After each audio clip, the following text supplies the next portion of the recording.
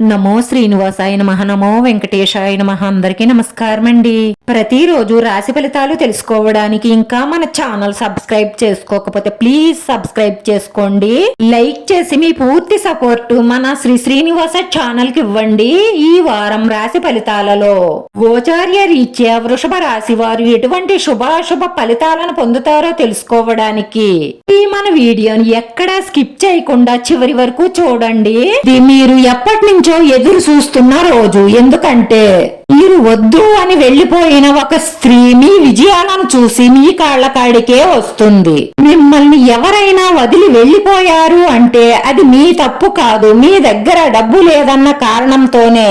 ఆ కారణం చూపించకుండా వేరే కారణం చూపించి వెళ్లిపోతారు. మీరు బాగా అర్థం చేసుకోవలసిందేమిటి అంటే వాళ్ళు వెళ్లిపోయారని మీరు వ్యసనాల బారిన పడి మీ తల్లిదండ్రులను బాధ పెట్టి మీ జీవితాన్ని నాశనం చేసుకోకండి. కోపాన్ని పట్టుదలగా మార్చుకుని మంచి మార్గంలో డబ్బు పేరు సంపాదించడానికి ప్రయత్నించండి. అలా చేస్తే వాళ్లే తిరిగి రావడమో, వాళ్ళకా అదృష్టం లేకపోతే వాళ్ళకంటే మంచి మనసున్న దేవకన్య లాంటి అమ్మాయి మీ జీవితంలోకి వస్తుంది.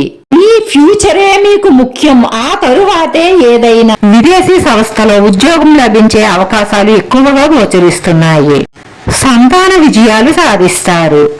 సంతాన యోగానికి కూడా అవకాశాలున్నాయి. ప్రేమ వ్యవహారాలు ఫలిస్తాయి. మీ ఆరోగ్యానికి ఎటువంటి డోకా లేదు. అద్దులకు ఇది వరకటి కంటే పురోగతి మెరుగుపడుతుంది. ఆస్తుల వ్యవహారాల్లో ఆటంకాలు తొలగుతాయి. మీ ఆస్తుల విలువ పెరుగుతుంది. ప్రియాభర్తల మధ్య సమస్యలు గొడవలు రాకుండా ఉండాలి అంటే ఒకరిని ఒకరు అర్థం చేసుకుని మెలగడం చాలా అవసరం. ఒకరికి కోపం వచ్చినప్పుడు ఇంకొకరు సర్దుకుపోతే గొడవలు సమస్యలు తగ్గుతాయి. బంధం బలపడుతుంది. వ్యాపారాలు ఉద్యోగాలలో ప్రోత్సాహం లభిస్తుంది. ఈ రాశి వారు కోపావేశాలను తగ్గించుకోవడం చాలా మంచిది. పెట్టుబడులలో ఆశించిన స్థాయిలో లాభాలుంటాయి. సంఘంలో పేరు ప్రతిష్టలు పెరుగుతాయి. కొన్ని ప్రతికూలతలు ఉన్నా కూడా అనుకున్న పనులు అనుకున్న సమయానికి పూర్తి చేయగలుగుతారు. కొద్దిపాటి అనారోగ్య సమస్యలు ఇబ్బంది పెట్టే అవకాశాలు గోచరిస్తున్నాయి. అనవసరమైన ఖర్చులు చేసే సూచనలు ఎక్కువగా గోచరిస్తున్నాయి. దూర ప్రాంతంలో ఉద్యోగం లభించే అవకాశాలు ఎక్కువగా ఉన్నాయి. ఉద్యోగంలో పని ఒత్తిడి ఉంటుంది. విద్యార్థులు చదువులు బాగానే సాగుతాయి. డాక్టర్లకు లాయర్లకు అనుకూలమైన సమయమనే చెప్పవచ్చు. కుటుంబ పరిస్థితులు సంతృప్తికరంగా లేకపోవడంతో మానసిక ఆందోళనకు గురవుతారు. ప్రతి పని కూడా ఆలస్యంగా పూర్తి చేస్తారు. వృత్తి రీత్యా చాలా జాగ్రత్తగా ఉండడం అవసరం.